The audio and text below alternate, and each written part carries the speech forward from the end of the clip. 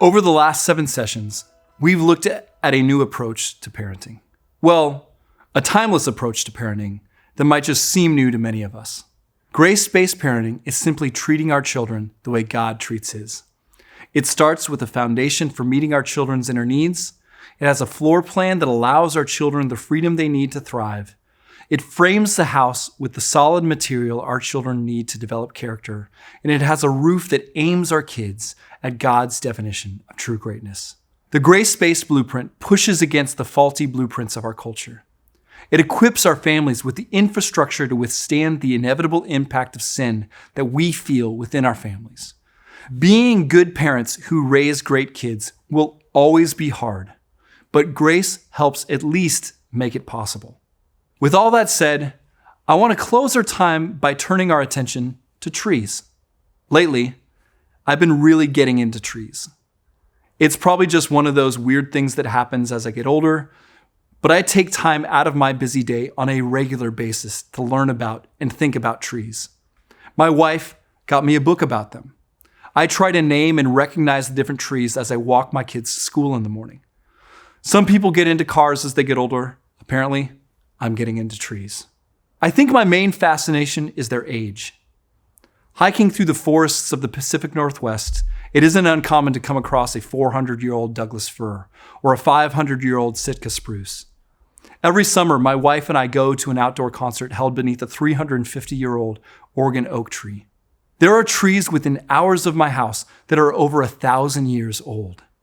They tower above me as we hike through the verdant Oregon forest, and their trunks are big enough that even with my whole family holding hands, and there are 6 of us, we can't reach all the way around them. Trees are a steady reminder to me that there are things in this world that measure time in centuries and not seconds. A reminder that there is life that lasts longer than generations. For our last session, I want to invite you to zoom out a little bit. From the everyday parenting decisions, the nonstop carpools, the bedtimes and screen times and meal times, and measure your family in centuries, not seconds. It isn't a coincidence that one of the standard assignments kids get in elementary school is to create a family tree to help them see the bigger picture of where they came from and the people who have played a key role in who they are now. Your family is part of a growing tree that was here before you and will continue long after you're gone. And as a part of that tree, you can have an impact on how it grows beyond your particular season. Look, I don't know your family tree. Maybe it's one of faithfulness, a tree with deep roots and strong limbs that gives life where it's planted. Maybe it's one of pain and brokenness, gnarled roots barely clinging to the ground, branches broken and stunted from years of neglect. Most likely, it's somewhere in the middle of the two. A blend of strength and brokenness stretching deep into the earth and high into the sky. I don't know your family tree, but I do know that you have a brief period of time to impact the kind of tree that will outlive you.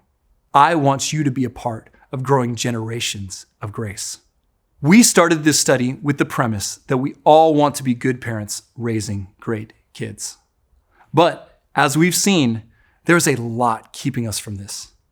Not only are we up against a sinful and broken world, we are often following faulty blueprints for parenting that actually work against our desires. I hope you are convinced that God has a different way, a better way to parent your kids. A blueprint for parenting based on his blueprint for parenting. Grace-based parenting can set your family free from the fear, shame, and pressure that often comes with raising kids. And my prayer is that it will. But it actually can do more than that. If we continue to zoom out, we can see how God has been using family since the beginning of creation to bring about his work of redemption in the world.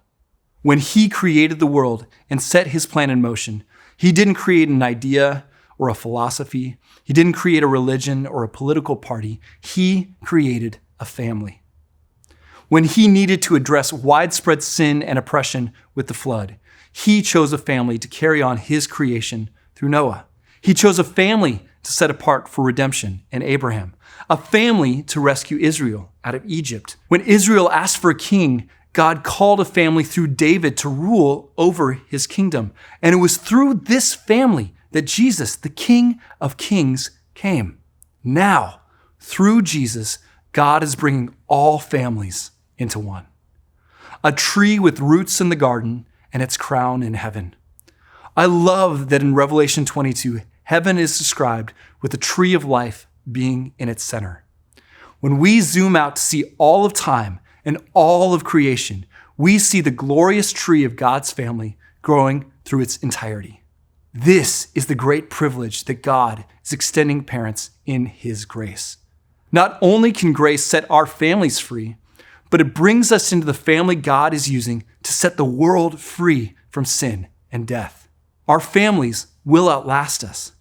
Like a tree measuring its life in centuries, what we grow in our homes now will bear fruit for generations to come.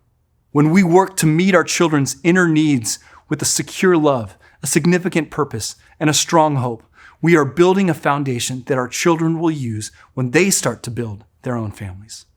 When we give our children the freedom to be different, to be vulnerable, to be candid, and to make mistakes, we provide a life-giving floor plan that will get passed down for generations to come.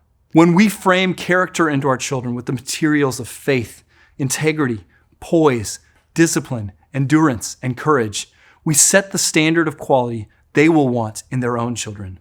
And when we aim our kids at true greatness by cultivating a humble heart, a grateful heart, a generous heart, and a servant's heart, we launch them into the world with a vision for life as big as God's, one that will set the vision for their own family.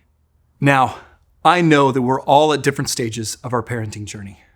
Some of us watching this are just starting out. Some of us watching this are well into it and are possibly already deeply entrenched in one of the faulty blueprints we talked about earlier in this study. The good news is that it's never too late for a family to be transformed by God's grace. God is inviting you into His plan for redemption, grafting you into the tree of grace He has been growing since the beginning of the world. So if you haven't already, why not start now? Grace-Based is proud to offer our resources for free because of the generosity of people like you. To join in the work of transforming families, go to gracebased.com/give.